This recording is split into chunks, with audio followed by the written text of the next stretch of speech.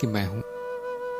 एक बात ध्यान रखिए कि यदि आपने त्रिज्ञान का वीडियो नहीं देखा है या त्रिज्ञान कार्यक्रम नहीं किया है तो यहाँ शायद कुछ समझ ना आए आपके, इसलिए पहले वो वीडियो देख लीजिए। यहाँ पर जो प्रश्न कर रहा है वो बड़ा तार्किक है कि आपने कहा मैं वस्तु नहीं हूं, वस्तुओं को हटा देने के बाद भी मैं हूं, ये स्पष्ट प्रमाण मिलता है। लेकिन ऐसा कैसे हो सकता है कि शरीर को पूरी तरह हटा देने के बाद भी मैं हूं? इसका प्रमाण कैसे मिलेगा? क्योंकि मैं तो मर जाऊंगा यदि शरीर हटा दिया तो। शरीर के बिना भी तो बताइए कि मैं कहाँ हूं या मैं हूं भी या नहीं। ध्यान रखिए कि आप शरीर के बिना ही हैं। जैसे ही हम कहते हैं कि मैं शरीर नहीं हूं तो उसका ये भी अर्थ होता है कि शरीर मेरा भी नहीं है, ना ही शरीर से मेरा कोई संबंध है, ना ही मैं शरीर के अंदर हूँ, ना मैं शरीर के बाहर हूँ। ये शरीर परिवर्तनशील अनुभव मात्र है और मैं उसका साक्षी हूँ। यह संबंध दृश्य और दृष्टा का है, निर्भरता का नहीं।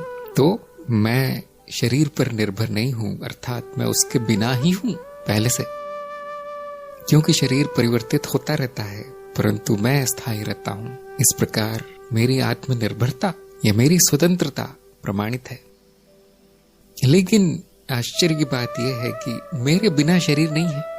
यदि साक्षी नहीं है, शरीर का होना न होना अर्थहीन है कहना भी। तो प्रश्न उल्टा होना चाहिए था कि शरीर मेरे बिना भी है, इसका क्या प्रमाण है?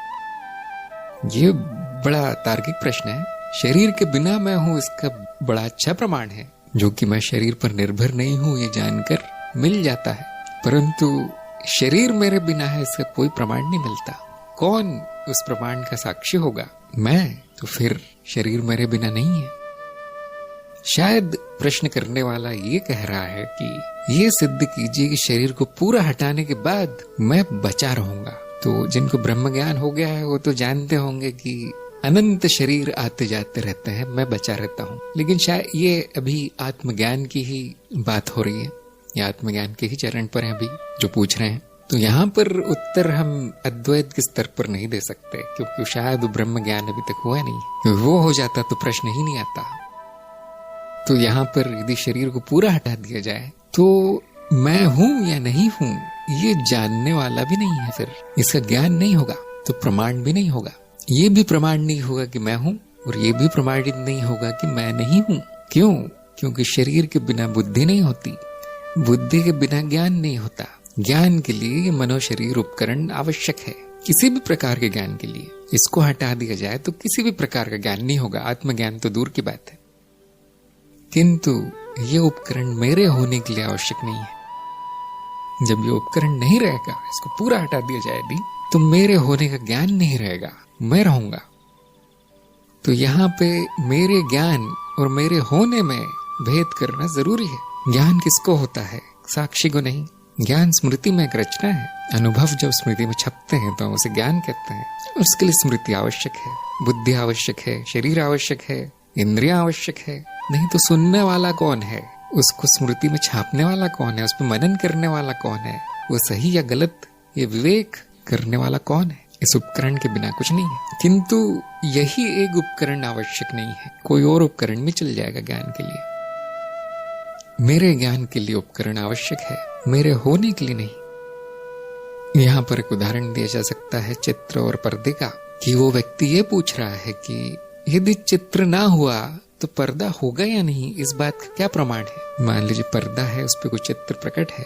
अब मैं पूछता हूँ कि सारे चित्र चले जाएं तो पर्दा होगा या नहीं, इस बात का क्या प्रमाण है? और मान लीजिए मैं चित्र हूँ, मैं उस पर्दे पर एक चित्र हूँ और पूछ रहा हूँ ये सारे चित्र समाप्त हो जाए पर्दे के तो पर्दा रहेगा या नहीं? वो चित्र समाप्त हो जाए तो चित्र को कोई ज्ञान नहीं होगा पर्दे का, पर्दा होगा। जब दूसरा चित्र प्रकट होगा उस पर्दे पे तो उसको ज्ञान होगा कि हाँ मैं पर्दे पर प्रकट हूँ। तो जब शरीर नहीं होगा तो प्रमाण मांगने वाला भी नहीं होगा। यदि कोई प्रमाण प्रस्तुत किया जाए तो वो प्रमाण लेने वाला भी नहीं होगा।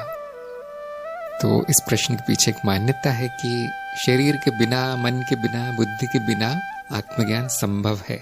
ये मान्यता गलत है। मैं संभव हूँ, हाँ, मेरा ज्ञान संभव नहीं है।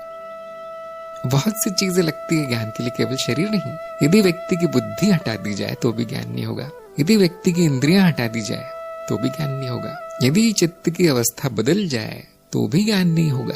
और भी बहुत से कारण दिए गए हैं, जैसे गुरु न बताए तो ज्ञान नहीं होगा। तो ज्ञान के लिए बहुत सारी आवश्यकताएं हैं, मेरे होने के लिए कोई आवश्यकता नहीं है। अगला